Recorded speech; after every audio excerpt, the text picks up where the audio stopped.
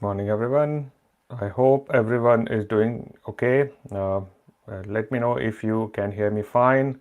And welcome to next session of BeSA. We are on week 11th. I was not able to join last week. I really missed the session, and I hopefully Prasad and Kapil have delivered a great session on interview, and you enjoyed it. And we would continue today, and we would have Parna and Prasad also helping us. So let me add Parna to stage for a minute, Prasad. But before that, let me ask you a question. Have you been to any vacation or planning for any vacation? I wanted to highlight it because I had some great time in Scotland last week. So I just wanted to share some of the things which I have done here. So Scotland is nice if weather is nice, otherwise it's a miserable place. But yeah, luckily there was a nice weather that time. So this is Scotland Castle. And then we went out for a few places. It was really nice weather, really bubbling with a tourist and lots of activities happening. I didn't realize, but when I booked this tour, there was a Taylor Swift concert there. So it was so complicated. Means everything was booked, everything was packed, but still we enjoyed a lot there. It's a beautiful place. As I said, if weather is good, you would have enjoyed it a lot. And let me know if you have been to any places which you could recommend or any place you are planning to visit into some time. So let me know. I can get some inspiration. I have still some leaves left, so I want to probably use that to make most out of it. So it was a nice place and weather was really nice. Hopefully everyone has been to them. I have been to Vaishno Devi in India last week. That's a good one, and it's a you need to have like a lot of physical struggle also. I guess in Vaishno Devi you have to go on a hill, so that's a good thing for physical exercise. For me it was not that complicated because I was mostly into a Uber or maybe into a guided tour. Went to Malaysia. Malaysia is a nice place too, Anupama. Nice, good to hear that. What about others? Anyone else been to any other places or planning to go to any other places? And yeah, I saw this statue, if you probably know, if the statue in the middle, which I am showing right now on the screen, is coming from a park in Edinburgh. And this bear was a part of World War. So he was with Polish army and somehow he helped Polish army also in some of the campaign. So no idea how, but yeah, this is the statue which they have erected in honor of that bear into Polish army. And obviously lots of things, and if you can see on the right, cow, this is very well known face of Scotland. So that's all, but yeah, hopefully I would have more time and I would share more memories and pictures with you. I really feel happy to be again on this track, and let me now add Parna and Prasad also to the stage.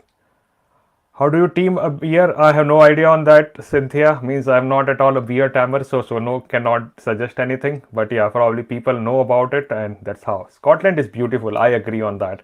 I agree. Planning Vaishno Devi trip when visiting India next month. Good, Prasad. That's fine. Pokhara, Nepal. Wow, that's a good one. Ashish, while you were I in like your name, Scotland, Kids Travel Vlog with DDM. Varna, you may be on mute. and Ashish, while were you in Scotland in Edinburgh, did you get chance to go to Arthur's Seat?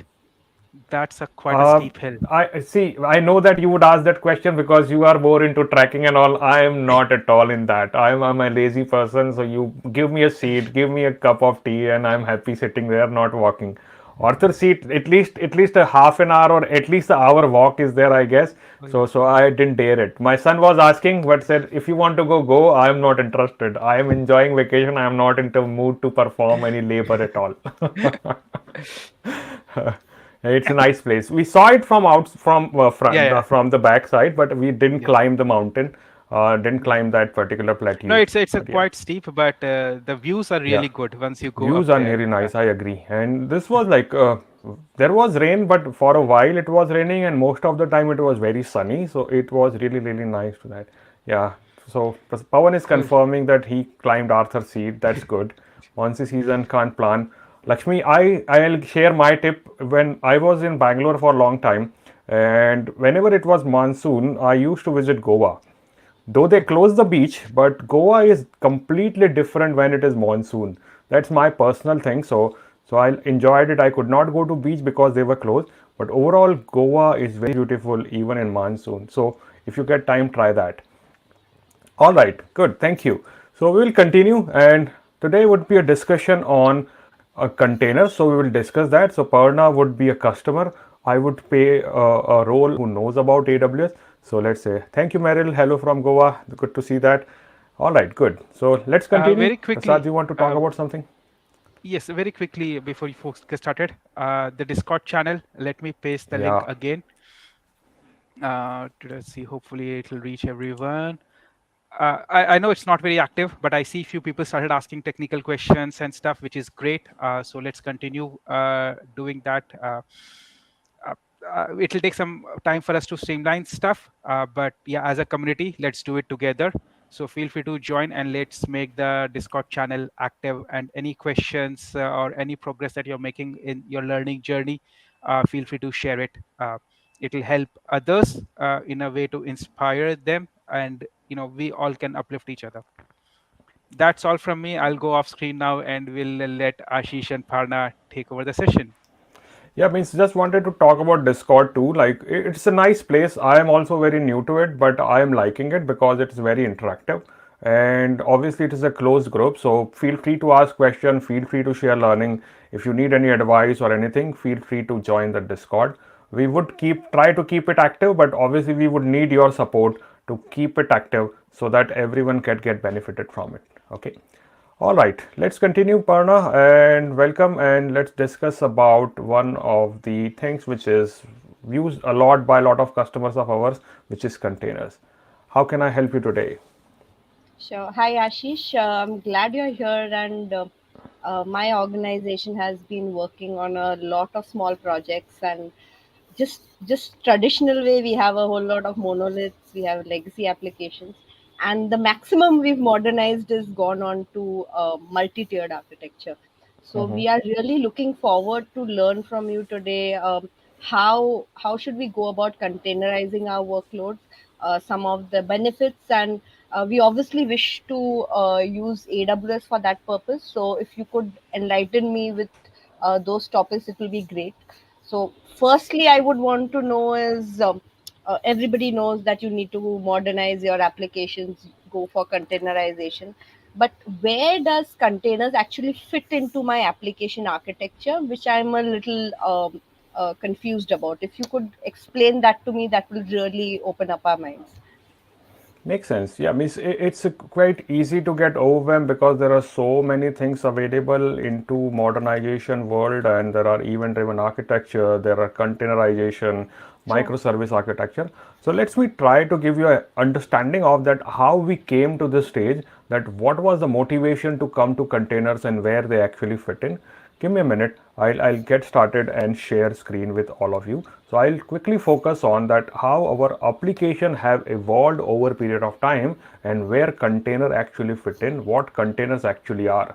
They are not a silver bullet who can solve every problem of yours, but yeah, it fits in into a very specific use cases. Let's talk about it. So if I take a little bit of history lesson, I'm talking about four things here. What is the development process? How people used to develop software, how application architectures were created, and how the packaging of the application happened. Once you have created your application, you want to put it to production and move forward. So that is called deployment and packaging. And then we host our application into some platform. So let's see how it evolved. If I'm talking about little early 1980s to 2000, that time the development process for software was something called waterfall model. There was some challenges with it. It was not completely wrong. It survived for long, but the problem was that it was a very linear approach. So if I wanted to build a software, I have to maybe wait up to 1 or 2 years before that software is actually seen into production. So that was a challenge here. And then if I had to make some changes in the on the fly, it was not very well accepted into this model. This is called waterfall. As a waterfall, it always goes from top to bottom. There is no way for water to climb up again. Same thing, once you have removed from a phase and moved to next phase, you could not go back to the first phase. So requirement gathering, then you perform analysis, then you perform development or design, then you write the code, then you deploy it, test it. So that was complicated. I And that realized time, this, Ashish, because in Waterfall we've seen that there were some features at the end. We realized that hey, we did not account for that, did right? not account So, for exactly. so that's a So problem in this process, I guess.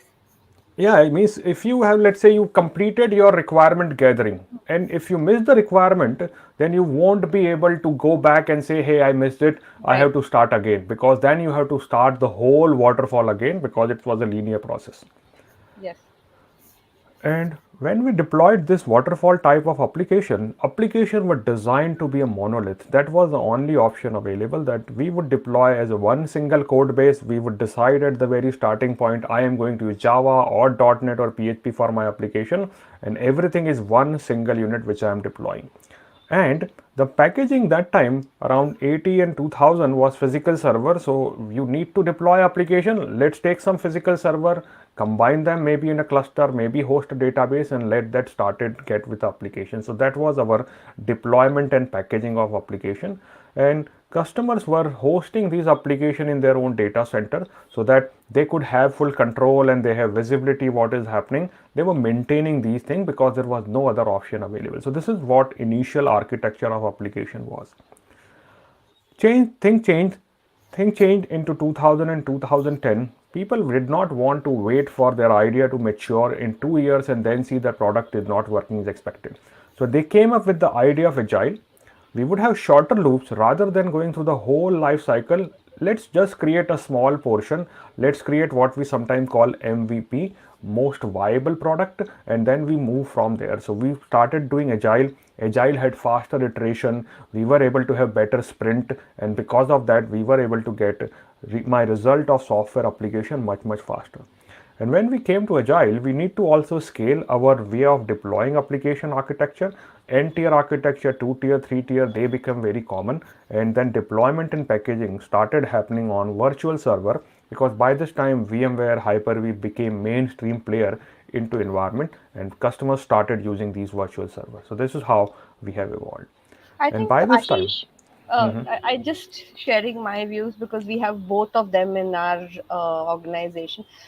I guess in the first approach in monolith, I think there was a lot of over provisioning we had done. So a lot of waste of resources and compute and memory we had over provisioned. I think we could refine it a little better in the second approach, because every time we were getting feedback and we were tailoring it. But I guess you containerization makes it even better, right? If I'm not wrong, I think yeah, agreed. we Means are we will getting there. talk about that, but you are completely right. When we had this physical server format, we had a one-to-one mapping.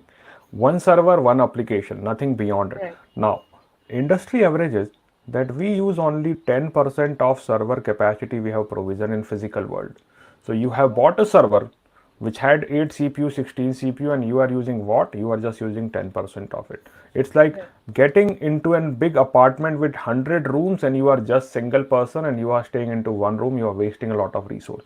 So we improved it. We started using virtualization, and by this time the other service provider like Rackspace have become very common. So customer realize that, hey, I have to run 2 server or 10 server. Do I need the full data center? Can I not just buy or borrow or rent or lease server from companies like Rackspace? So this time hosted service provider become very common. Are you clear on this so far? Sure. Yeah, it's making sense. Now, things were okay, but obviously IT industry is always evolving. So we started evolving our application. So 2010 to current, if I talk about, DevOps came into picture. So DevOps ensured that we are able to do things much faster, and there is a more collaboration on that. So DevOps came into picture. And by this time, we realized that it's better to break down application into microservices. So microservice is a smaller component of your whole application which is doing one specific task. Let's say your whole application is amazon.com. One microservice in that could be a payment processing. And even payment processing may have multiple microservices like fraud detection or maybe verification or maybe sending an email or confirming a transaction. So that can happen into microservice. So they become smaller. They are doing So very Ashish, specific I've tasks. got one question. So when we had multi-tiered or a three-tiered, aren't we also breaking it down? So how is that different from microservices? There also we are kind of doing loosely coupling, right? So It how is is loosely this different? coupled, but in microservice, we are mostly talking about something called polyglot persistence, and we call it polyglot uh, polyglot persistence and polyglot framework. So in Idea different here is languages, are you saying? exactly. So even in NTR architecture, your application is still a Java application or a .NET application or a PHP application. In microservice, we say, looks like the front end will work best into Node.js, so let me build into Node.js.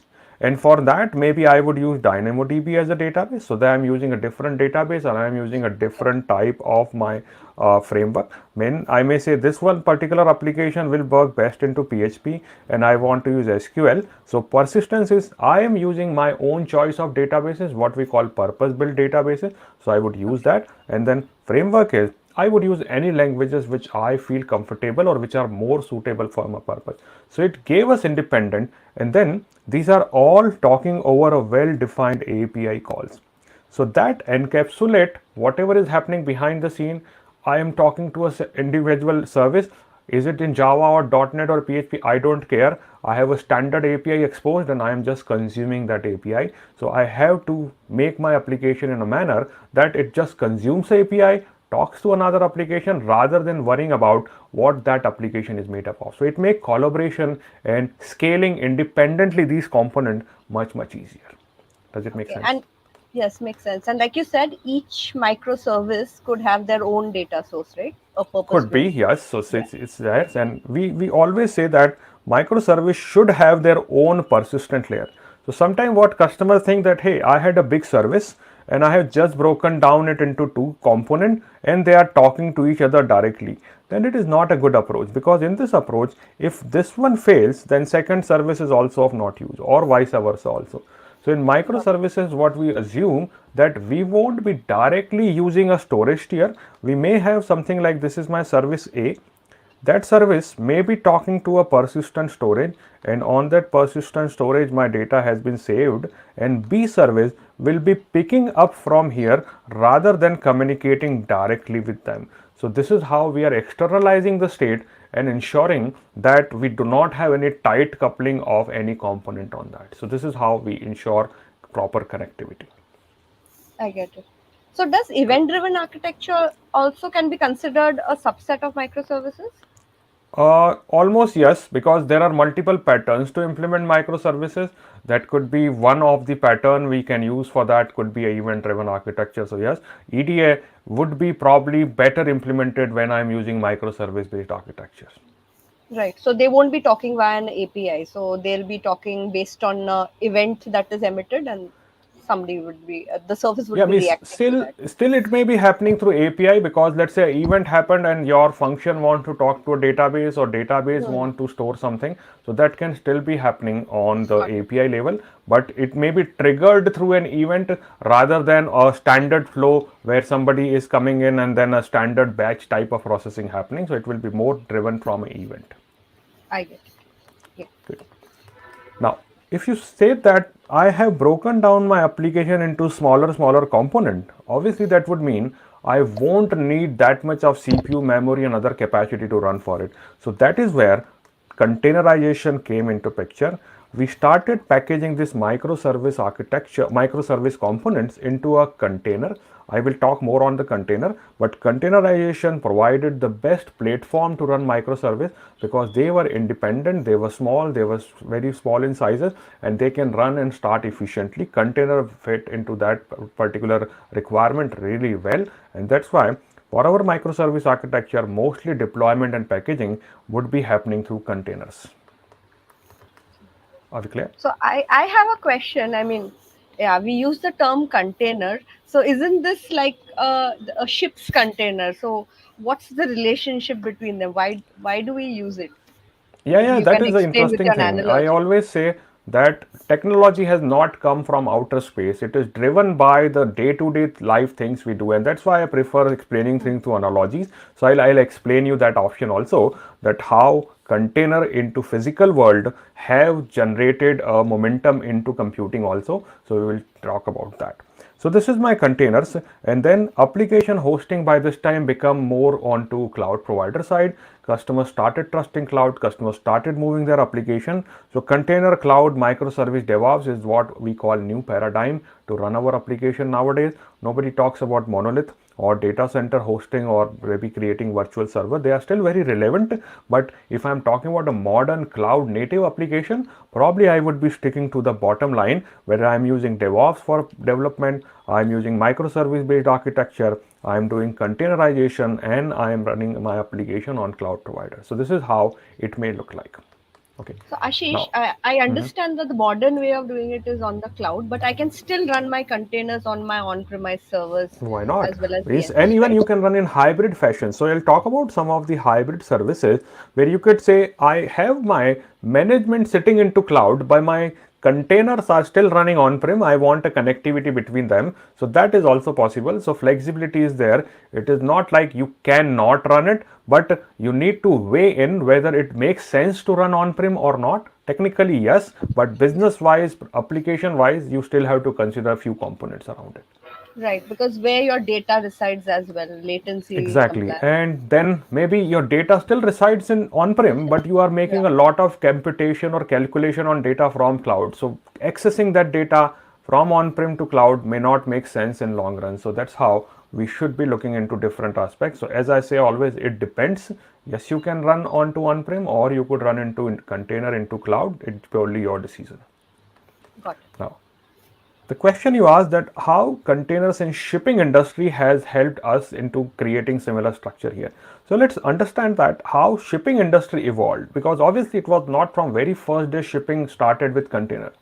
What I'm showing right now on the screen, it is how a shipping industry used to operate. So there were no fixed way of moving stuff. Volume capacity calculation and then weight calculation, then saying that how much we would be able to load on a ship, how much capacity it can carry was very complicated, and everything was a manual task. Why? Because there was no standard.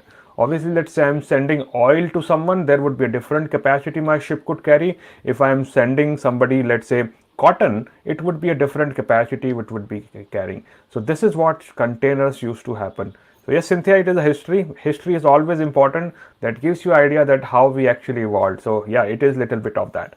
So shipping before container was like that, and then somebody thought that around like 50 years back, they thought this is not a best option to send stuff from ship to one country to another country. So let's create a standard unit.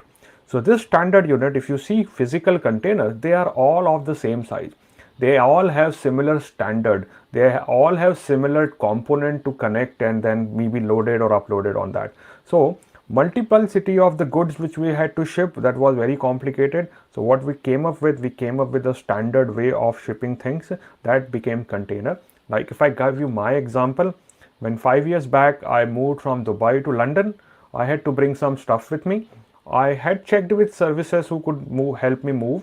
They gave me two options. One was I pack everything in an individual box, label them all together, what is inside, all the detail, and then they will charge me on the box by box basis. Second option they gave me, book a container and we can put all the stuff you want into that container. Even if you want to carry your car with you, we would be able to fit in car hopefully, and then you could use the whole container packed at your end. We will deliver it and then you unpack it and we'll take away the container. So it was so much easier for me to move in that manner because I didn't have to worry about individual packaging or individual component to be labeled and then put into a list and all. So that is how I started doing things, right? So that made my life easier when I moved. Now, so when you have standard containers, the benefit here is that once you know that what size it is going to be, I can build my port facility around it. I would know how much volume my ship would be carry because every container has a specific volume. Same thing that I can build my crane facilities around it. I can build my ground transport around it so that I would know how much my weight would be carried and how much would be the time required or what would be the capacity for unloading uploading. So standardization helped shipping industry move much faster. Today everything shipped is into container. Nobody bothers about shipping individual item. It is always the container which are used for shipping. Okay. So Now, Ashish, I get this standardization part, but what I'm not able to really understand is what challenges is this helping me overcome? I mean, what problem right. is this solving? Can you relate it to some IT industry problem and Yeah, tell me? let's talk about that. So So in IT industry, there are a lot of platform you would be using to run your application, right? Let me Right. explain those concepts to you. So what you would be doing, let's say you would have multiple environment where your application would run. Development virtual machine, QS server, maybe you have a disaster recovery location, you may have a production cluster, maybe there is a developer's laptop where it is running, maybe there is a customer data center which is running. And your application, as we said, that it is not made up of one single component. It may have, let's say I am running a static website which is in Nginx. I have OpenSSL there. I have bootstrapped it. I am running a queue service which is made up of Redis. I am using a web front end which may be Ruby, Rails, or software as a service or Unicorn. So that is very, very complicated for me to maintain. So I need to have maintenance done on all my hardware platform. What version of static website I am using? What is the web front end there? What are my background workers? So this is what we refer as metrics from hell. Everyone had to maintain these metrics, and always there was a challenge. Hey, the code was running fine into my QA environment. It worked on developer machine also, but when we pushed it to production, it didn't work well. Why? Because there were lot many challenges or lot many differences between the application tier or other components. So that was the challenge we were trying to solve. So Right. container We've said, seen don't that, worry about all Ashish. these things. So I'll just relate. So we've seen that we've built our application on a certain environment, the certain version of an operating system, and when we tried to actually go into staging and testing environment, it was a completely different environment and didn't work, right? And it really pushed our deadline. So I think this is where this will shine, right? So it will just build somewhere and make it work everywhere. Is that what you're trying to say? Exactly. And the word I would use for that is called portability. You made Right. it portable in a way that it is much easier. Like physical container made it portable to ship them through a train or through a Right. bus or maybe through a truck or maybe through a ship. Same way, we packaged our application in a way that it become portable and now it can run on any platform wherever I want to. So that is what containerization actually brought into the picture. Okay. So it's just one instance of that application, right? A single container. A single you could, but probably you would need more because you want to handle the load. A single container Right. would have a finite capacity. Let's say it has one CPU assigned, it has 4 GB of RAM assigned. And if your Hmm. load is increasing, like you do auto scaling in your Amazon EC2, similarly auto scaling can happen for containers too. So you may say, I want to deploy 10 container, I want to deploy 50 containers Right. to handle the load. And when the load has decreased, I may bring it to 10, 5, 4, whatever I require. So that auto scaling Okay. feature can still be utilized here. Got it. So you are scaling the number of containers rather than you are scaling the server uh, practically, right? It can So, happen both ways. See, okay. container would not run on a thin air, right? Container would Right. still require some platform behind the scene. So let's Hmm. say I deployed one server who can handle 100 containers. Now I need to run 200 containers. So obviously I would need Got one it. more server. I need to run 500 container. I would need now 5 servers to handle it. So scaling Got would it. happen on the container level also, and it will happen on the server also where I am running my container. So at both level, the auto scaling would be working. Makes Makes sense? sense. Right. Good. Is Let's is there continue. anywhere else that I can see more advantages? Is there any other That is in my coming, so just software? wait for that. Yeah. We will talk about Sure. that. We will see that in a minute. So what is a Sure. container? Container is basically modeled on the success of shipping container, the physical environment. And what we do now in that container, we keep our application, whatever the code I needed. I keep any dependencies of the application like library needed to run my code, and then I put any configuration information within the container itself, and we have hooks into operating system. So it may not have complicated operating system deployed properly. It would have very thin layer of operating system who could talk to the base operating system and then start performing operation there. This is how it should be working. And what we do now, we take all of these and push it into a container. It is a self-sustainable unit. It requires operating system connection. It can make that. It requires configuration. It requires dependency. It requires your application code.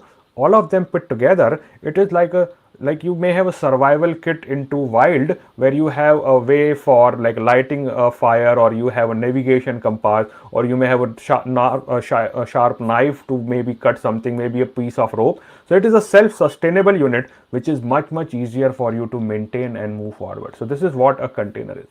So, Ashi, I have one question. Since you said one server could have multiple containers, so these containers need not be of the same application, right? So No. they can be different. And there is Exactly. So isolation between them as well. yeah, so there is one more layer which is called a containerization platform. I'll talk about that in a minute. So Sure. containerization platform takes care of ensuring that there is no a sharing of component unless you make it share, that they run in their own isolated process. Think of it. Let's say you are living into a very tall building, a very big building, right? But that does not mean that your neighbor is going to enter into your house. You still have your own apartment, and then you may communicate with them if you want to, but if you don't want, shut your door and you are isolated on your own. You don't have to worry about others. So you still are in the same building, but you have option to control who you can talk to and how you can talk to them. Got it. Makes sense. So talking about the platform advantages, one very basic advantage we get with container is the smaller footprint. So when we deploy a virtual machine itself contains the whole of the operating system inside it. So let's say I deployed a virtual machine.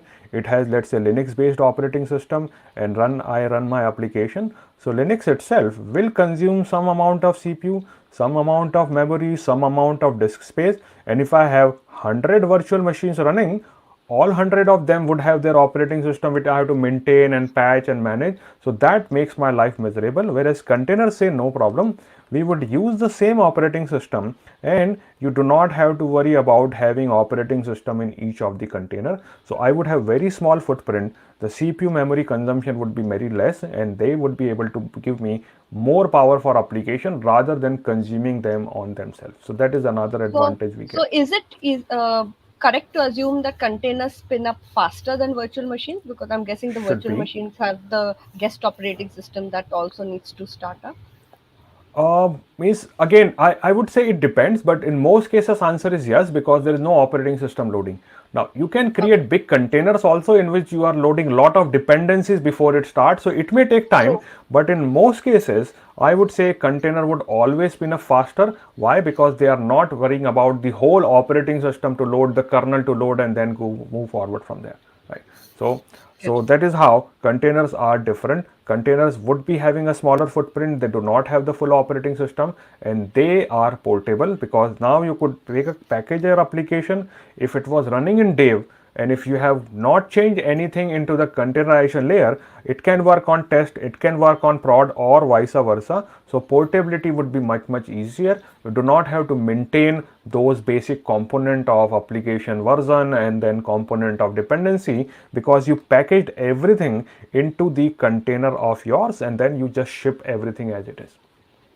Okay. So it will behave in the same way in every environment. Is that what you're Yes, saying? it So should.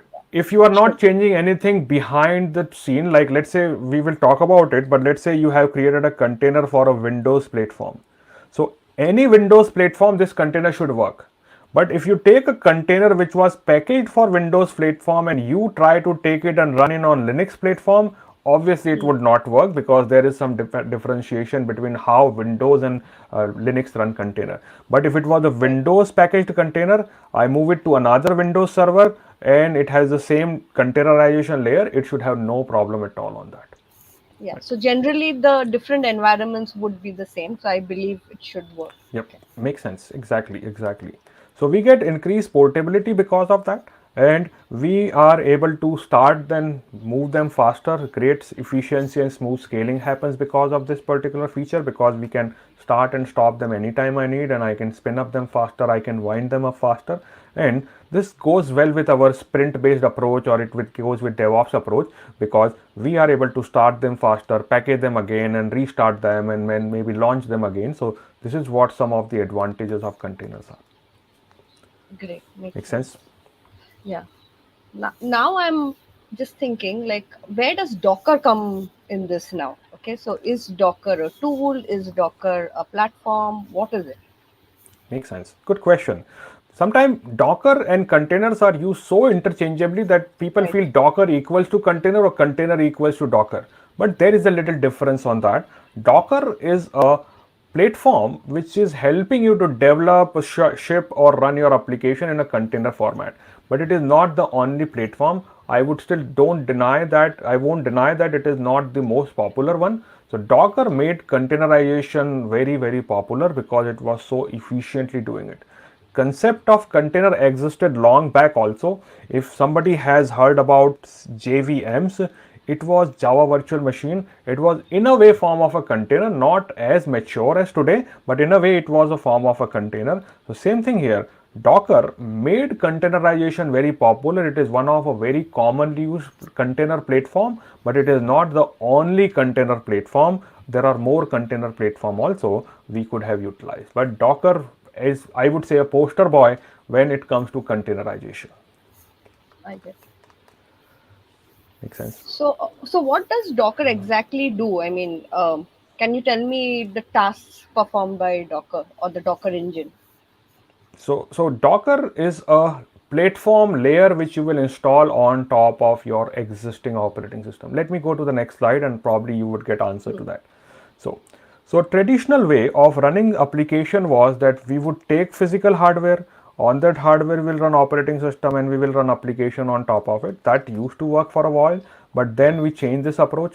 We said let's take physical server and install a hypervisor on top of it, like VMware, Hyper-V, Oracle. And once this hypervisor is ready, on top of it we would create a virtual machine, and that virtual machine will keep on functioning. Again, as I said, virtual machine would have its own challenges. So there will be complication in maintaining those virtual machine. If I have to apply patch, I have to apply patch on every single operating system. That's a challenge. So we changed it, and we had to pay a lot of money to these hypervisor vendors, and that was creating some complication. Plus, you were logged in into a hypervisor. So if you created a hypervisor layer of VMware, you could not run that on a Hyper-V or Oracle VM because they were running their own component associated with. Give me a minute. By mistake, I closed it. Let me bring it up. Now, what containerization is doing? Containerization approach says you do not need to go into the nitty-gritty details of these particular hypervisors. You could just have your traditional operating system like Windows or Linux, and on top of it, you would run a container platform. You would deploy a container platform on top of it. So Docker is one of the most commonly used container platform. It helps you to start a container, package your code, run container, then make it highly available, maybe do a health check on that. But it is not the only platform. You may have used LXT, you may have used RKT, and one very common one which is also used nowadays is called Podman. So Podman can also be a platform which you could have deployed on your traditional operating system to make it container ready. And once this is available, now you could start hosting your containers on that, and that container can be running a part of application or multiple application together. It doesn't matter at all. So what we did here in this approach of central, which is hypervisor, we basically did a hardware virtualization. We took this physical hardware, CPU, memory, disk, and we presented it into a virtual hardware format to my virtual machines. In a containerization world, what we did, we call it, in a way, it is a operating system virtualization. Your containers think that they have access to the full operating system, but technically they do not have full access. They are just accessing a layer on which they feel they can access operating system. So containerization is basically an operating system virtualization which we are utilizing. I get it. Are we clear? Yeah. So and now I'm just thinking. So like Docker engine is. So when we are actually running commands to start a container, stop a container, say we are using Docker CRI, so we are actually talking to that Docker engine, right? And which is Yeah. actually maintaining the life So cycle. Docker is a client server architecture. If I try to draw that quickly, let me give me a minute. Let me make little change on my settings for the drawing tablet, and I'll show you that. Give me a minute. Okay, good. Let me now show that to you.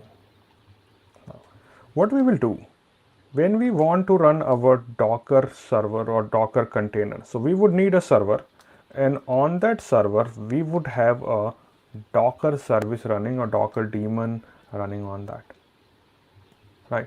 And this Right. server is running Docker. That is what is also we sometimes call as a Docker agent, and that agent receives information and then it performs operation on that. Now you may run also your Docker CLI, a way to give command to this particular Docker machine on your laptop and desktop. And from there, you Right. would say start one container or stop two container or run three container, whatever you want. And we would be then sending that information to this agent. Agent will talk to Docker service and it will say, now we got a request for performing some operation. Let's go ahead and perform that operation. So this is how the architecture of client server model would look. You would send request to Docker agent. Docker agent will relay that information to the Docker service, and Docker service would then perform the task you want it to perform. I get it. All right. So, so now, say I want to spin up a container. So I need some kind of a template for that application, right? So something similar to how we have an AMI in EC2. So I guess it's called a container image, if I'm correct. Yes. So So best yeah. would be that I explain to you first that how AWS uses these terms or what AWS Yes. terminologies is. And there is a question from Anupama, what is the relation between container and a pod? So we'll discuss that in part of EKS. So just let me explain first that how AWS facilitates running container. So concept of container hopefully is clear to you, Parna. Let's see now Yes. how AWS can help you. So I would divide container services in AWS into two categories. One is called image storage, and second I would call a compute. Image storage is you want to perform task 1, task 2, task 3, task 4 in a container. So what you would do, you would package all of these information into a Docker image or a container image. That image has everything which is required to run that application, the libraries, the binaries, the hooks into operating system, maybe a writable volume, and this image is what I have to store somewhere. Like you had your EC2 machine to start, and how a EC2 machine is started, you would need an AMI to Right. start your EC2 machine. Same way you want to start a container, how you would start a container, you would need a image for it to get started. And as AMIs are stored into EC2, our images are stored into a very specific component which we call as a Amazon ECR. So ECR would help me in getting my containers ready, and once I have it, I would be storing my images into this particular service which is called Amazon Elastic Container Registry or ECR. It is a repository. So it's similar to Docker Hub, are you saying? Exactly. Docker Hub is more on a public domain, whereas this can be within your account and you have full control on who can publish into it, what they can access and what they cannot access. So it gives you more private, similar method of something which is in Docker Hub, but this is Okay. what you are deploying within your own environment. And it has durability and then IAM permission and then Okay. integration with your CloudTrail. So that has gives you more visibility on what is actually happening within your environment. Okay, so you're saying I can control who can actually go and access those images using IAM roles and Exactly. permissions. Yeah, so see, I am integrated with almost every service in AWS. So if you are going and say I want to push an image or I want to read an image, I would have no problem at all into running these things. And great. And you did say that there is traceability even in CloudTrail. So I can go Yeah. and look at my audit trail and see who has actually pulled that Who has image as well. actually used or which particular service has utilized or what particular role has accessed it. So yes, we can do that. Right. That's So we great. could utilize that. So what we have as a service is called ECR, Elastic Container Registry.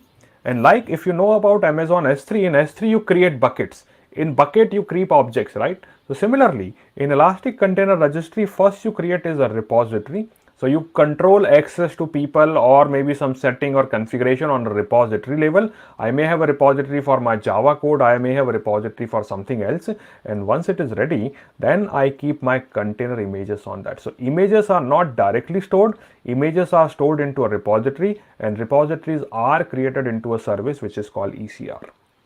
I believe this will have version control as well. So obviously my application will evolve over time. So this will maintain that Yes. too.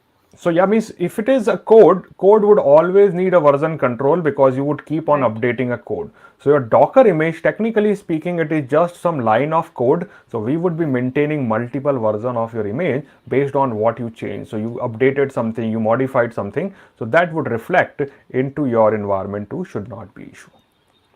Great. Now, this is the image.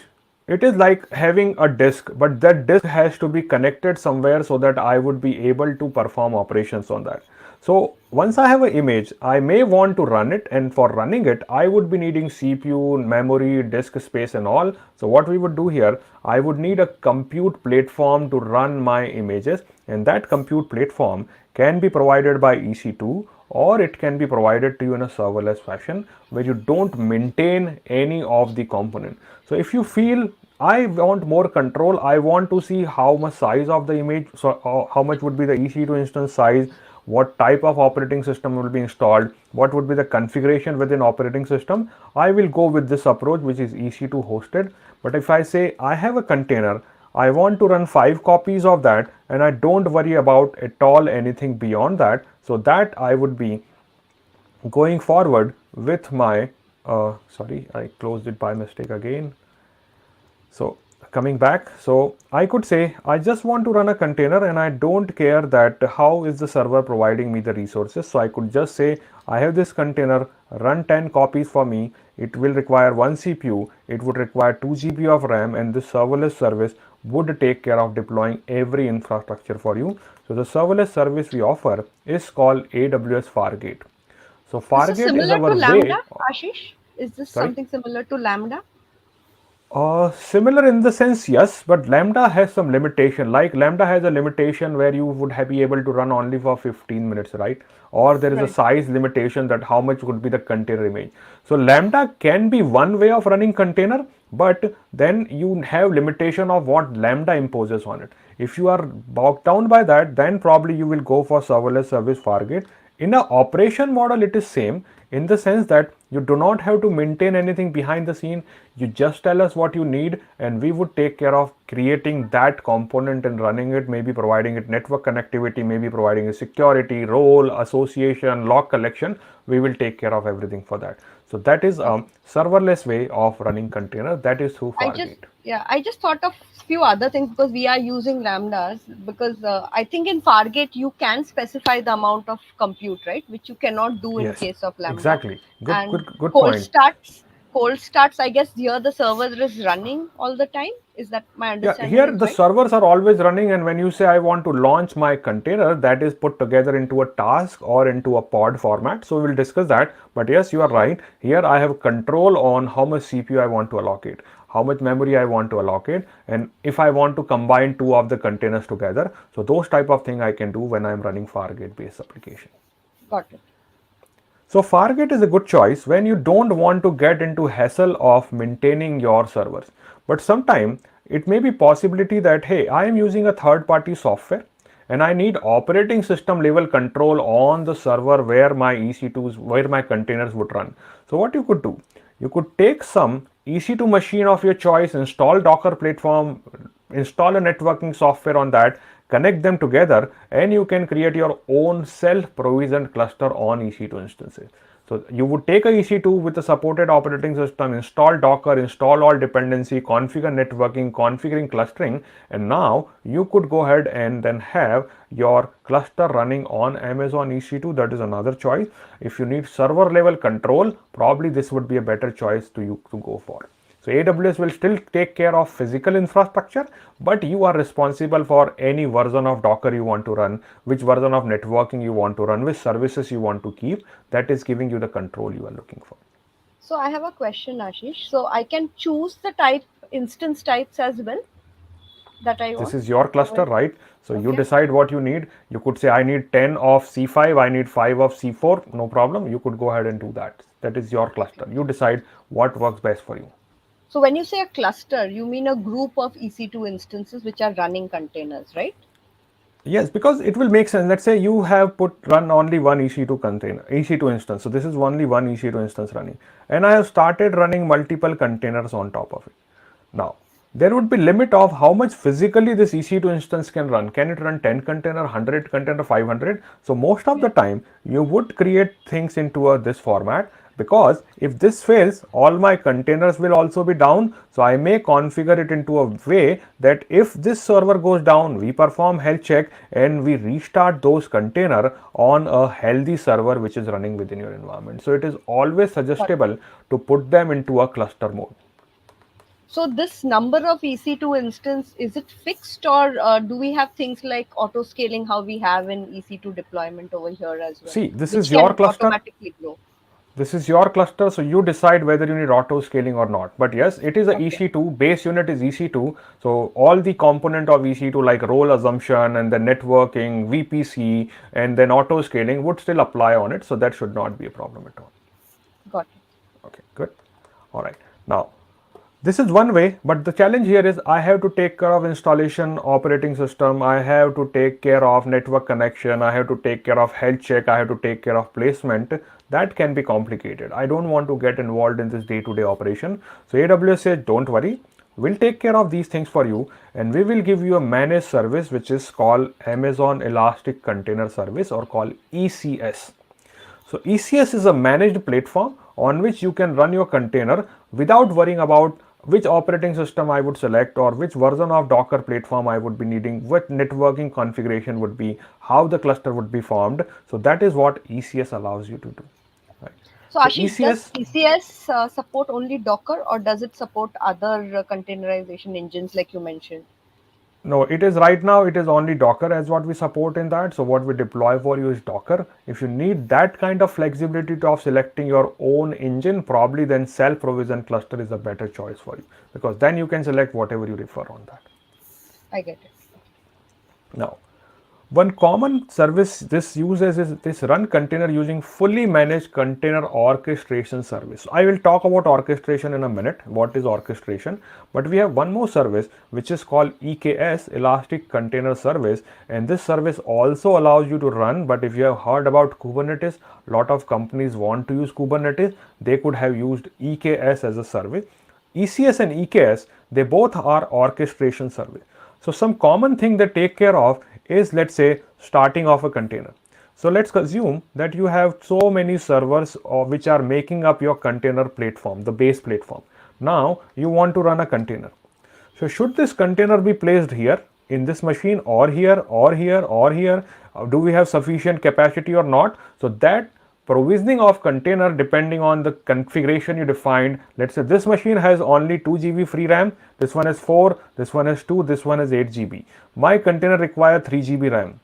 So I don't want to manually say you cannot be run here, you cannot be run here. This service, orchestration service, would take care of placement of my container, where my container should be started. So it will be all done by your placement engine, which is running as orchestration, right? So Then I can it may, configure this, Ashish. So I can make up a strategy that I want only one container of every service on each instance, or I want two containers of every. I can do that as well. Can yes, I so you have manipulate that? control on that. Like one common control customer want to do is like, hey, this is running in AZ and this is running in AZB. Right. So I want to run my service in a manner that not all of the component run in one AZ, because if it fails, my service would be down. So I have a strategy to distribute my load when it starts. So yes, that is in your control. There are multiple methods of that, but yes, that is a control which you get with this service. Right. And I guess if I want to save cost, I might want to actually stuff all my containers as much as possible into an instance also. I can do those as See, well, right? in these services, like if I'm talking just purely for ECS, you pay for the infra you run it on that. So you started a EC2 machine which has 4 CPU. So we will charge you only for this machine. Now on this machine you run 10 containers or 1 container or 10,000 containers if you can fit in, we don't mind. We provided you EC2 and then you use it in the way you want. We don't charge you on a container level or a task level or a particular load group level. So we do not worry about that. We just charge you on the server size. Whatever server is, you just keep on running that. I guess this is how it will be different from Fargate, because I think here, whatever is the size of the CPU, you are paying for that, right? Whereas Exactly. in Fargate, it will, I think, scale automatically, right? Based on. See, scaling would still be, you would define the parameter for scaling. Let's say I want to Okay, scale when the maximum. load increases. So you would create it, but here you will pay. Let's say you had a task which was running only 1 container. So in Fargate, I am paying for that. It scaled and it started running 10 containers. So now I am paying for 10. It scaled back and now it is running 2 containers. So I am paying for that. So here I am paying for the actual utilization of my service rather than the infrastructure. In ECS, EKS, I am paying the infrastructure cost. My server runs with 10 CPU capacity. Even if I am running no containers at all, I am still paying for 10 server capacity. So it depends on Okay. what use cases you have. Makes sense. Are you clear on that? Okay. Yeah. But I'm now that you told me that there are two services, ECS and EKS, I'm a little confused. Both of them do orchestration. When you say orchestration, do you mean managing multiple containers? Is what you call as It can be orchestration? one part of orchestration. So first thing, this service will take care of your placement of container, where to start this container depending on memory and CPU constraint you define. Then it will take care of scaling them up and scaling them down. So you could say, based on the CPU load or based on number of requests coming to my load balancer, I want to add more capacity in terms of more containers, or I could say I want to have more capacity in terms of EC2s. So this is my cluster. Cluster is made up of Amazon EC2 instances. These are all my EC2s, and on top of that EC2, I run my container based services. So this orchestration services can scale your container or can scale your data plane also, where your actual containers are running. So you decide what type of scaling you need, and the service would take care of those components. And then if something fails, now let's say if one of the node fail, how many container got affected, what is my desired state, Yeah, how many container I still again start or I have to restart, that will be all taken care by the service itself. got it. Okay. Now that brings me to my next question. Now that we have two orchestration services, how do I decide which to pick? I mean, there is ECS also, there's EKS also. I, I, How I do I would go with decide? my favorite answer. It depends. It depends on multiple factor. So most of the time what we have seen customer making the decision is based on their existing skills or the type of workload. Consider that ECS is a very easy way to get started, right? But it may not have a rich ecosystem of services like Kubernetes. So here you have engine choices, you have choices of monitoring platform, you have choices for log collection, you have choices for maybe security, you have choices for networking. So this one is more open source. Actually, Google started building this type of cluster and then made it open source, which became Kubernetes. So it has very rich ecosystem, but it is little complicated. Again, complications definition can vary, but I would still say maintaining a EKS cluster is very complicated, whereas ECS is not having that many moving components, so maintaining it and running it would be much easier for you. So if Right. your team already has skills or you have very specific use case, let's say a simple example, hey, I want to use Prometheus for my monitoring.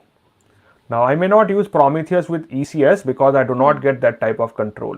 Then I have to go for EKS as a service because I have a rich ecosystem of Kubernetes and I can include Prometheus monitoring inside it. So it will depend on what your use case is.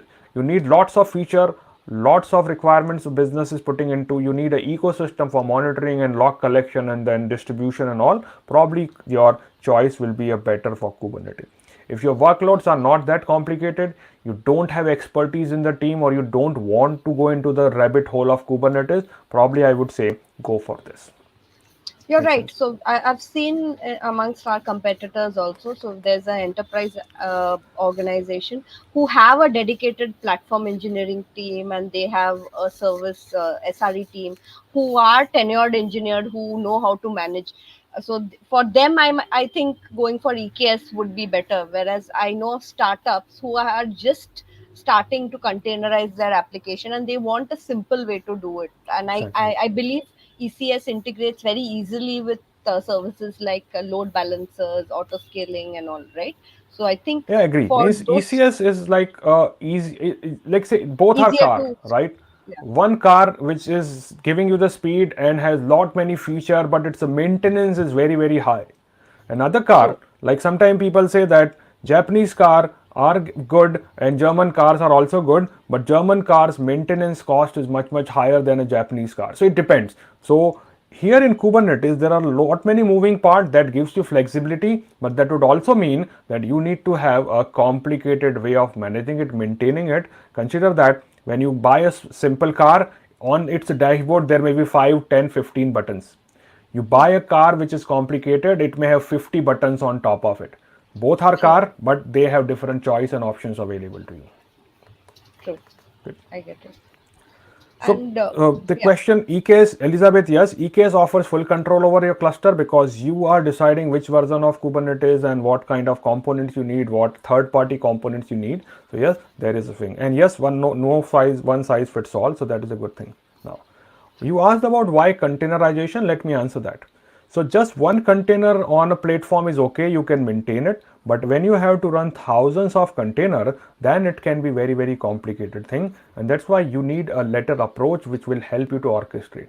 So orchestration helps you with placement, helps you with health check, helps you with the monitoring component, helps you with the starting component, help you with the load balancing component. That is all done by the health check, by the orchestration services. So saying it again, your services like ECS and EKS, they are still running on EC2. What they are doing, they are providing you the orchestration for maintaining and running container, but behind the scene, it is still Amazon EC2 which is providing the CPU and memory power to it.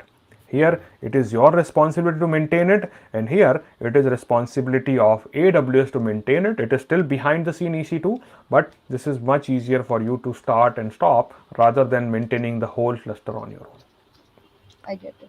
Ashish, would it be possible for you to give me a differentiation between, uh, when you deploy an application on a EC2 versus deploying a container on, say, ECS and EKS? How do they differ? I mean, Yep. can you give me a breakup of that, the process? Why not? And this would be a good way, so that I would put it like that concepts do not change. The way they are implemented changes. So I would try to relate some concept of EC2 with our containerization services, and that would give me an option to also talk about pod and then services and tasks. So let Yes. me go ahead and talk about it. Let me first talk about how EC2s are operating, and hopefully everyone knows about it. So when I have to operate or deploy EC2 machine, what I need a starting point. That would be my AMI. AMI is the image on which we have stored all the configuration, operating system data, and from there it starts. So AMI is stored there. Where is AMI stored? Though we don't see that bucket, but behind the scene, the storage we provide for AMI is Amazon S3. So everything behind the scene is stored into Amazon S3, right? So this Right. is an image. This image is not a running copy. So if I want this image to be a running copy, I have to tell and launch an instance. So in an instance, when I launch, I say which AMI to use, how much CPU and memory I would allocate, what role I would be assigning, which VPC it would go into, what storage I would be connecting. Now it is a running copy. So an instance is a running copy of a AMI. AMI is a static component, instance is a dynamic component, think like that. Okay. Now, Okay. one instance may not be sufficient to handle everything, or if this fails, there would be issues. So what we mostly do to maintain service availability, we put them into a auto scaling group. So when I say auto scaling group, it is still a definition. In a auto scaling group, I say which instance to use, what minimum maximum configuration would be, what would be the health check associated, what would be my deployment model associated. So all of that is put together into something called an auto scaling group. Are we clear till this point? Yes. Yes. Now, auto scaling, if you look at it, is still a definition. It is not actually having any memory or CPU allocated. So what we do, this auto scaling group, whenever you say start with minimum 4 or 5 or 7, whatever you say, we push that information into an execution environment, and that execution environment in most cases nowadays is Nitro. So Nitro is our purpose-built hardware-software combination which allows us to run Amazon EC2 machine. So when you say I want to launch 10 EC2 machine, we go to Nitro system, find out which server has sufficient capacity which are available, and then we start launching your machines there. And that is where your auto scaling group would have multiple machines running on that. And obviously, you can launch multiple auto scaling group depending on your business, depending on the application type. And as these are independent component, like multiple members in your team, you would need a front end for that. That would be a load balancer, and your users would be connecting to a load balancer, and through that, they would be accessing the application which is deployed on your Amazon EC2 machine. This is what a way of EC2 working. Any questions here? Makes sense. No, makes sense. Good. Now, Concept remains same, so I'll try to relate as it is. Like for EC2, we started with a AMI in containers. When I'm deploying with ECS, I have to say it differently because ECS wording is different and in EKS wordings are different, but exactly the same components are used. Let's go ahead and see that. So instead of starting from a AMI, we start our containerization journey from a container image. Where is container image stored? Storage for the container image is provided by our service, which we call Amazon ECR. This container image is still a static file. I want it to become a ready to use component, and for that I would be running that as a task. So task is a very specific terminology we use in Amazon ECS. What a task is, task has mention of which image to use, how much CPU and memory to allocate, what role it would be using, what would be the networking and storage configuration associated. So that setting is what we refer as a task, or in technical word we call it task definition. So task definition Ashish, tells me I which have a container to use. question. Yeah, So, go ahead. which container? So, do you mean that every task can have only one container, or can it have more than one container? It can have more than one. Most of the time it is one-to-one mapping, but if you want, what can be use cases, let me explain that. So let's say you deployed a task in which you have started only one web server container. Now your boss says, hey, we also need to have log collection. So one option is I could push one more container and create a new version of task which will perform a log collection of that. So a task can have one container, which is most of the time is true, but if required, you could have multiple containers within that also, should not be a problem. Okay, so is this what we call as sidecars? It could be sidecar, that is what one reference, but there are other ways also on that. So sidecar is basically like if you have a two-wheeler, in a two-wheeler there is a main vehicle and then you put a sidecar associated with that, right? So that is in a way sidecar. So this main functionality is here, but it has a pillion which is allowing us to perform, maybe performing encryption or log collection or security or maybe analysis, whatever it is. I got it. Okay. Now, so the task is still one single container image running, or maybe multiple container in that, or a one section of it. This is the minimum unit you start with, but a task can fail and then your application would come to standstill. So what we would use here, we would be using the service, which is the component we are calling it. So task is combined into a service. In a service, we say how many tasks to start, what would be the minimum and maximum associated with that, how I will perform health check, what would be my deployment option, and that all is called a service. So service is still a definition, and that service need to get executed. For that I need an execution environment, and that execution environment will be provided by either a ECS cluster or it will be provided to me by Fargate. So I create my support service definition and then say service, I want you to run on cluster number 1 and this many copies are required. So service would get started there, or I could say service, I want you to run on Fargate and the service would be started there. As it is multiple component, we would still use a front-ending load balancer by which my users would be connecting to these particular services which we have launched. So over here, Ashish, is this when you say service? So say I've broken down a monolith and containerized it and broken it down into multiple services. So when you say over here service, that should be the most approachable thing, or should be suggestible thing. So you take your bigger monolith and then break it down into multiple services, and each service can have its own functionality. Let me give an example. So let's say if you have built a monolith application, and in that monolith you have options or component which is for login functionality. Let me write down. So you have login functionality, you have then registration functionality, then you may have, let's say, sales functionality on that, maybe you have payment functionality on that. Now with monolith challenges, it is running on a server, and now you are saying that we are running a campaign and we have to have more registration coming to our website. But in monolith, when you increase capacity of your server, it is increasing capacity of the whole monolith.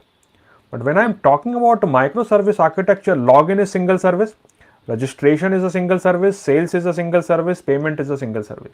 So I could say I am running a campaign where a lot of people will be performing registration and they will be then logging in after. So let me increase capacity only for these two services. I don't expect them all to buy sales, so I would increase this by 30%, 30% capacity, but sales I would increase you only by 5%, and payment I would increase you only by 2%. So this kind of flexibility I am getting, that how I am able to scale these components if the need be. Does So it by make sense? scale, you mean like the number of tasks. So say your Number of registration tasks in that, requires exactly. multiple tasks because it requires a huge number of registrations, whereas your login component may not require that much That much scalability. of So it. it can do with a smaller number of tasks. That is Smaller what you number of it. mentioned. Okay, Yep, exactly. great. So if I draw how it the packaging is, so you have service which you mostly interact with. What a service would be made up of, let me use a different color here. A service would be made up of tasks inside it. So like these are my task 1 and task 2. Let me write it down, task 1 and task 2. And what a task would be made up of, a task would be made up of multiple container or one container within that. So this is what obfuscation would look like. Service which is made up of task which is made up of containers. Make sense? Makes sense. Yeah. Good. And these All right. tasks could be on individual instances, or they could be on the same instance as well, right? Your decision, That's our decision. so you Okay, decide that whether it should be on different, distributed differently, or should be on that. Let me do one thing. Let me quickly go into console and spin up a ECS cluster, and we should be able to see all these things. So let me bring up a cluster, let's say in Ireland. We will set it up, and cloud makes this thing so easy. Setting up clusters on your own into physical world is always complicated, versioning and then compatibility and all. But here maybe in 5 minutes I would be able to get started. So I'm in ECS service here, Elastic Container Service. I do not have any cluster started. What I could do, I could say create a cluster. So in a cluster, I would give it a name. Let's say I'm calling it ECS cluster 01. I would select where my cluster is provisioned for. Is it Fargate, serverless fashion? Now I am saying no, I look for Amazon EC2 only. So here if you see, do you want to use a auto scaling group or you want to use existing auto scaling group? I could say I want to use a new auto scaling group. Do I want to include on demand instances or spot instances? So I'm saying I just need on demand instances. Which Linux version you are looking for? Select whatever is your requirement. Select what type of instances you want. So let's say I go for C1 extra large, or maybe I go for C5 extra large or 2 extra large on that. So this is what I am looking for, C5 2 extra large. Let me go for that. So C5.2 extra large, which will give me 8 CPU and 16 GB. What role to assign? Minimum desired capacity, I could say I need 2 to get started. Maximum, I will scale my instances up to 8, but nothing beyond it. So this is auto scaling I am configuring on instance level. Then I configure networking. So I have to select a VPC, select the subnet on which my cluster would be created, because behind the scene it is EC2.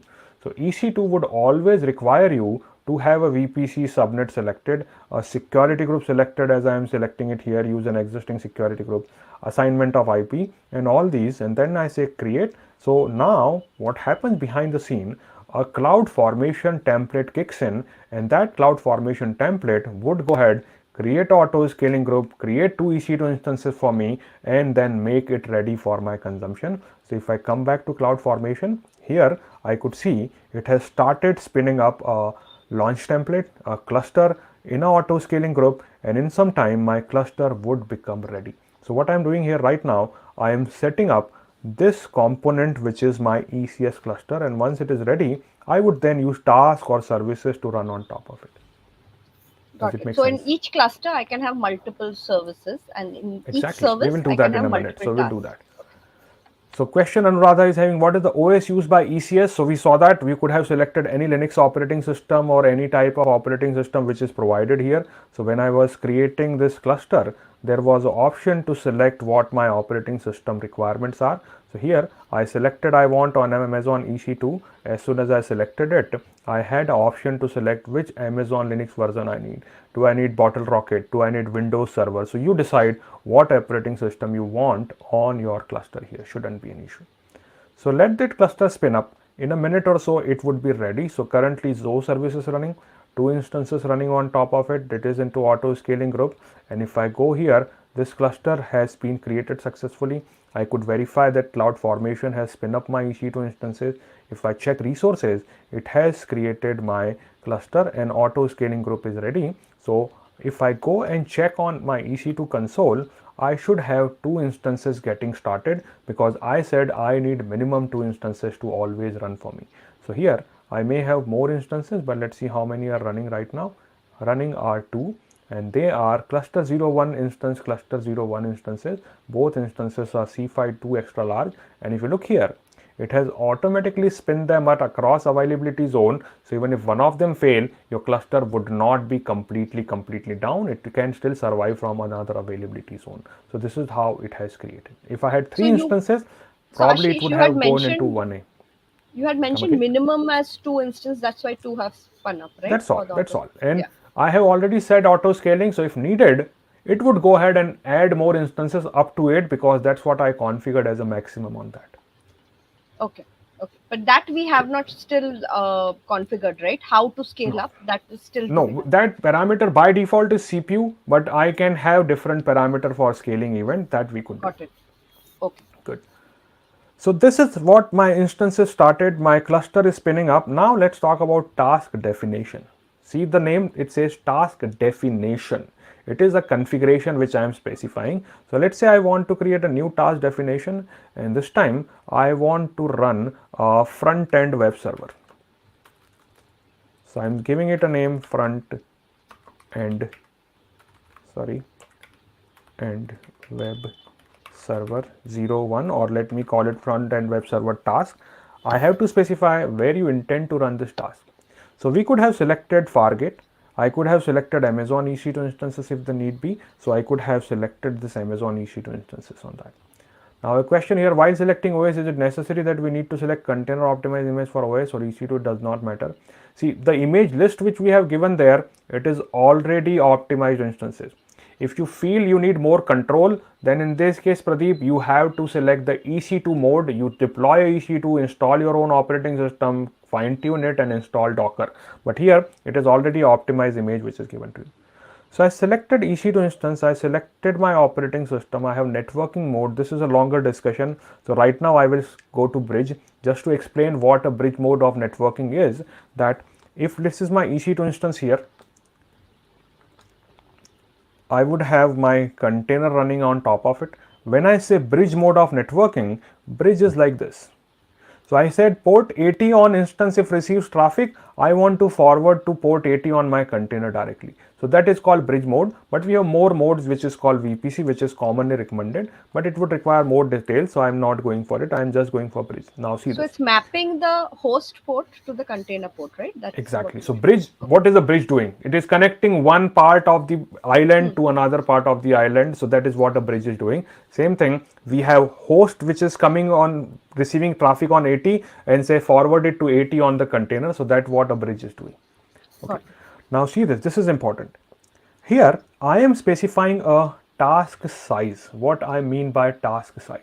So I go ahead and say, hey, I want a task which would have 1 CPU and 3 GB of RAM. That's what I'm specifying.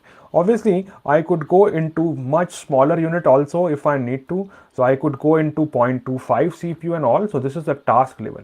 And a task would then further have its own containers, right? If you remember, so task would have its own container. They would be limited to total memory which we have associated or CPU associated at the task level. And now I can say container 1 you will use 0.5 CPU, container 2 you would be using also 0.5 CPU. So this kind of bifurcation can also be created, should not be a problem at all. All right.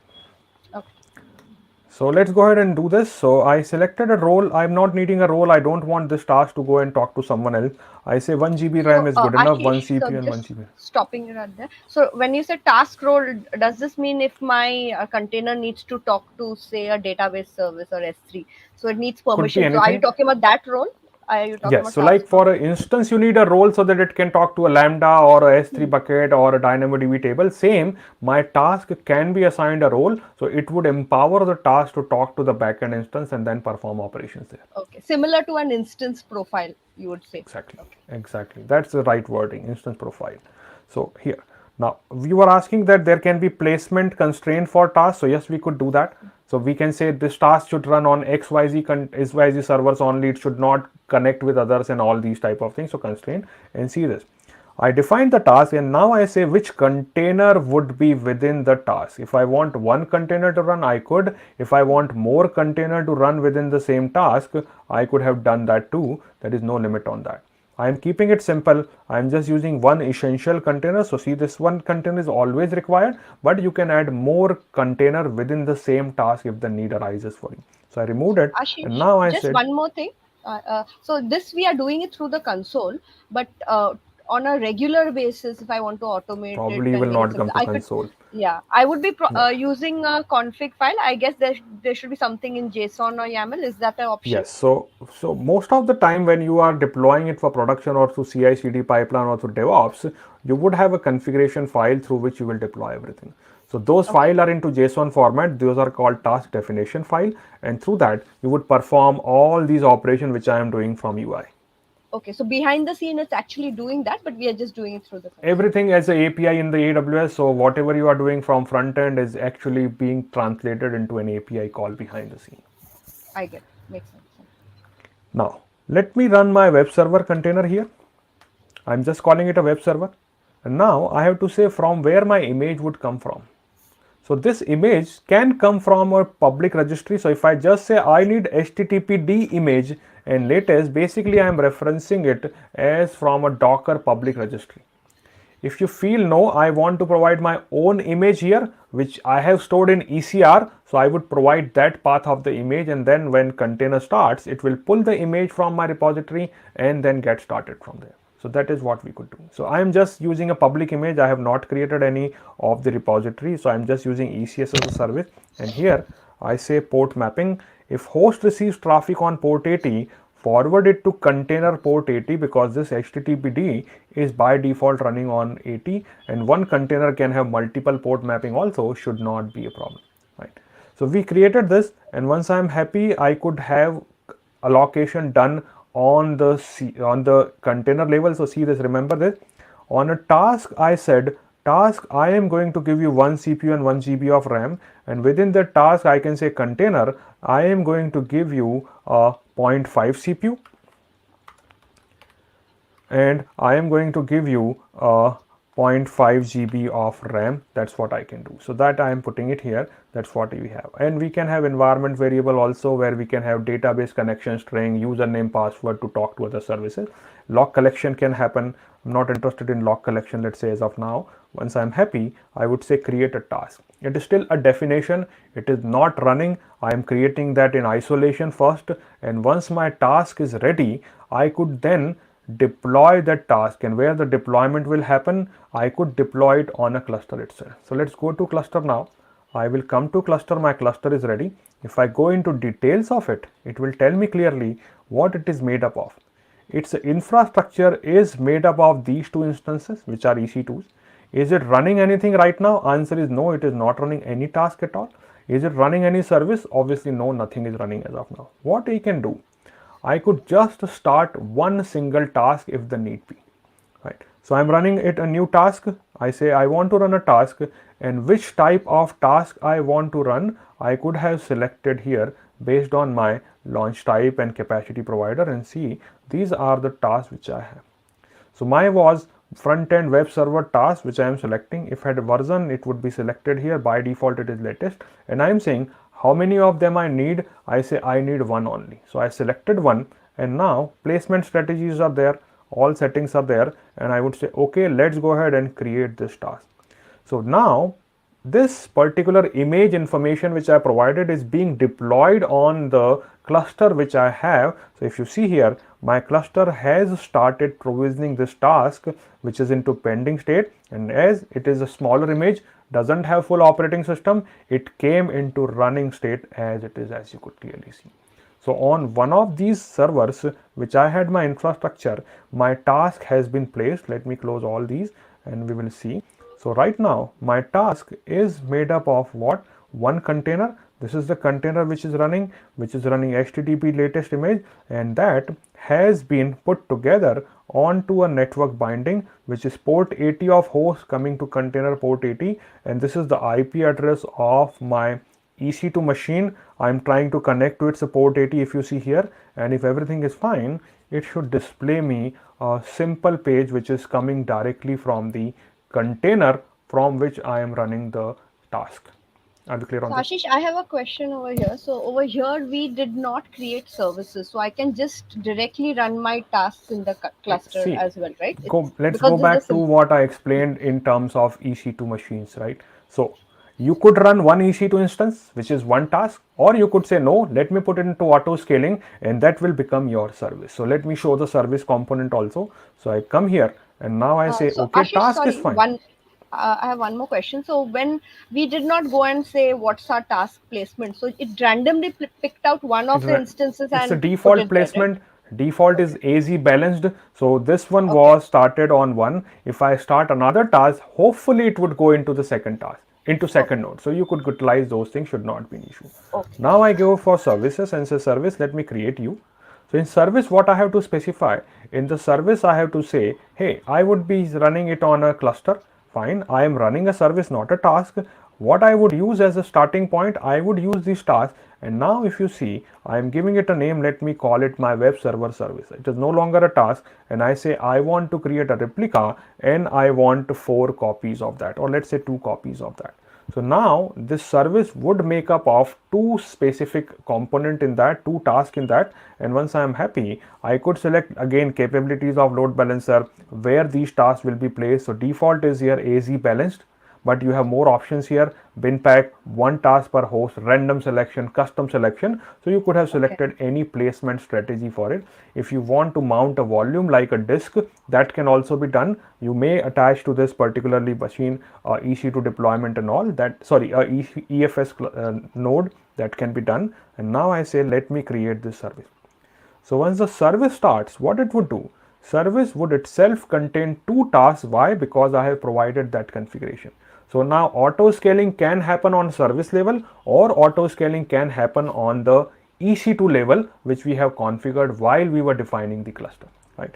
So this is my service, and in some time, as you could see, it is running currently 0 of the 2 tasks running, but in some time, if everything is fine, now this will create a problem. Why?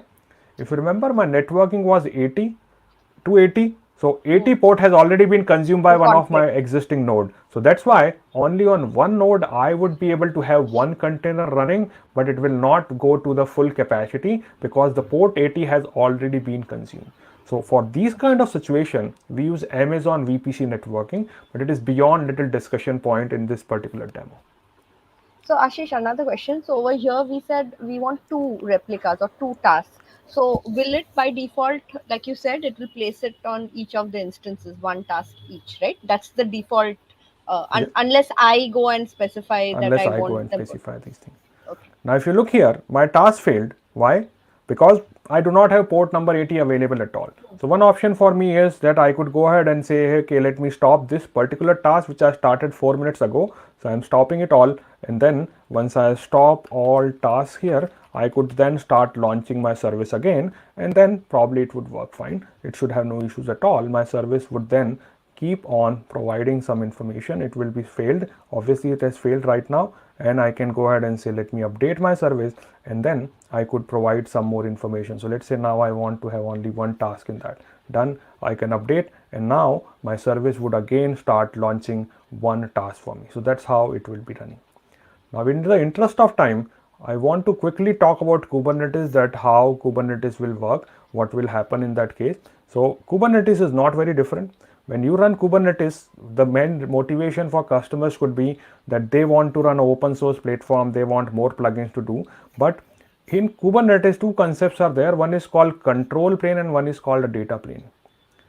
The analogy I use for that, if you go to a movie or this orchestras, there would be a conductor who would tell when the violin will play or when the guitar would play or when a trumpet would blow. All of this is controlled by this person. He is not playing music himself, but he is directing others to play the music. That is what your data plane is. So So is it like a control plane, management? Is like a this is a management management layer, platform. worker layer? This is a management layer. This is a Okay. brain, and this one is your hand. So brain says to hand, go ahead and scratch here, or go ahead and pick up a pen. hand cannot decide on picking up a pen unless brain says to it. So that is a control plane, and this is a data plane which is happening here, right? So that's how your control plane and data plane work. So when you say run a container, your request goes to control plane. Control plane will then tell to data plane, hey, I have this request, please fulfill it. And then your container would be running here in this case needed, right? Now, just in the interest of easy time, I would say same concept. What we discussed in ECS also deploy or also apply on EKS node also. Let me explain that. So we still would have a container image to start with. Container image would be still stored on ECR, but instead of calling that as a task in Kubernetes world, we call it pod. So pod is still a definition in which I said how many containers to run. So the base unit in Kubernetes world is called a pod. So we start with a pod.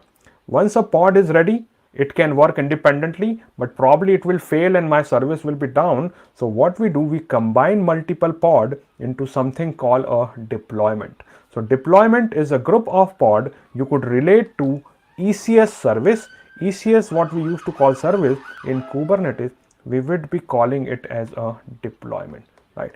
And then here, as I was running my service on a ECS cluster or Fargate, in EKS, I could run it on a EKS cluster or I could run it on a Fargate. Here deployment is running here, and we use a very specific word. When you front end a deployment with the load balancer, that is what we call in Kubernetes world as a service.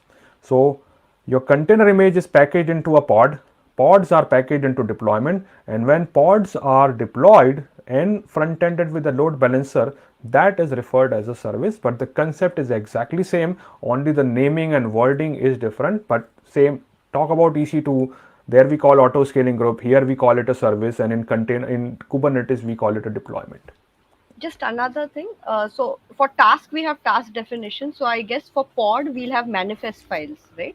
So pod is again, it's a definition, we call it manifest in this case, but it is again a JSON document or a YAML document, and you have written what exactly you need, how much CPU you need, how much memory you need, which container will be part of. Definition. Exact same thing as task, but in a different method. This is called manifest file. Makes sense. Good.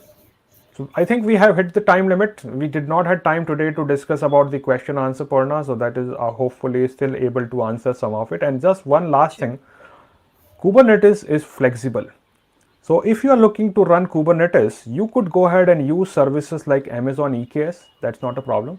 And like you asked in the earlier conversation that can I run Kubernetes on-prem? Yes, you could. Kubernetes can run on local zone, can run on wavelength zone, can run on Outpost physical server, and we give you option for EKS anywhere, which means you may have your EKS cluster running in on-prem and you could connect it to AWS environment, and then management can happen from here and the actual work will happen on your cluster. So that can also happen. So you mean control plane in AWS, data plane in your on-prem environment, which you could manage. So you could do that.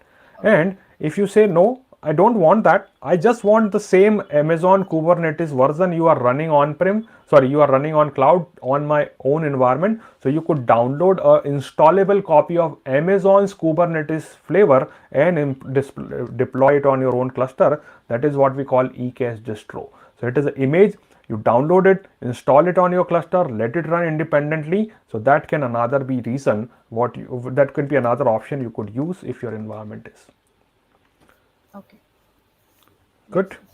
Makes sense. All right. Yeah. So I hope everyone has got some idea, and I to quickly summarize things. Thanks, Purna. Too many questions and interesting question, and hopefully everyone got some idea about how all these conversations work. So we have some giveaways that we have announced for our Cloud Career Journey book and from BizLab. So it's good that people are using these platform and getting the best out of it. So we would still have a giveaway which will be for selection based on the engagement. So please feel free to share information to your colleagues, to your network, and hopefully everyone will get benefit from this session. And we will be announcing giveaway winner. We announce it for week 09. So if you check if your name is in here, please reach out to us and we would be happy to help you out with your price. We may not have a process to just respond to every email, but we will try to respond to as much messages we can use. And Discord is a good method. Prasad is already on this console now, so Discord is where we would be happy to answer any questions you may have, so should not be a problem at all, right? Prasad, we did not have time for your session today. We were like overrun all the time. But I loved it. The level of initially the overview, the history, and then the depth that we went into today. Amazing. Good to hear that. So is Discord buzzing with activity, Prasad? I haven't checked Discord channel. Yeah. No, the comment section was buzzing, but the Discord, hopefully it'll be, we'll all become active. So Discord is a good way to engage us. So please go ahead and use that Discord channel to ask questions, share your knowledge, and don't be shy in sharing learnings you have. It may be a small step you have taken, but everything starts with a small step, right? You want to build a 10-story floor or building, you do not build 10-story directly, you start with first floor. So whatever you are doing, keep on sharing so that everyone will get inspired, and that will also help you eventually. That shouldn't be an issue. All right. And how many have planned your exam? This is week 11. So yeah, anybody, hopefully some I of know, the people are going yeah. for exams. Yeah, I read that Sunil has booked his exam. What about the others? Anybody else? We would like to celebrate with you if you've gone ahead and booked your exams are already completed. Do share on LinkedIn as well about your accomplishments. We would really love to know. Yeah. What So about yeah, cloud if you pass the practitioner? exam, or even Yeah. if you do not pass, even if you put it That's onto fine. this, put it on LinkedIn, it would give you extra pressure that, hey, I put it on LinkedIn that I have booked the exam, now I have to pass it. So it is a indirect motivation you will get by sharing that you booked the exam. Digibodh has an exam on 30th June. Booked my exam. That's good, Mohammed. Thank you, Vijay. Thanks, Abhijit. July or August. Yeah, take your time. It is not a race. So take your time. If you feel you are not ready, watch videos again. Reach out to question on Discord. Any question which are bugging you are not able to comprehend, put it there, and we'll try our best to respond to them. Shouldn't be an issue. Yeah, like in the Discord channel, in the technical questions channel, I see Anna asked a question, and then there was a discussion about it. So we can always have those certification questions, there, and people can kind of discuss there what the answer should be. I think, Ashish, what we can do is we can find a way that we can add so that people can poll on what answer is correct and stuff. We can find we some can do plugin to that. do that. Makes sense. And I Alright think then. everybody else also can answer. You don't have to wait for us to Yeah, means answer this question. it's a It's open community forum. driven program. So Yeah. if we are busy and you don't have to wait for us to respond, if you know the answer, why not? Even if you do not know exact answer, you say that this is my guesses, and then we may think. And again, it's Reasoning not. behind it. It's about open brainstorming, right? It's think out loud, brainstorm with each other that why a specific answer you think is right and why it is not right. Sorry. True. So we just saw somebody has passed. Emmanuel has cleared the exam. So congratulations. Really nice. Congratulations. Congrats, Emmanuel. Thank you for letting us know. So everyone enjoy your rest of the day, and hopefully we'll be connecting again on Monday and share about your learning, whatever you liked. If any screenshot you want to put on LinkedIn, tag us so you know that you are helping others also be aware about the program. Thank you so much. We'll see you on to next week. Take care. Take care. Bye.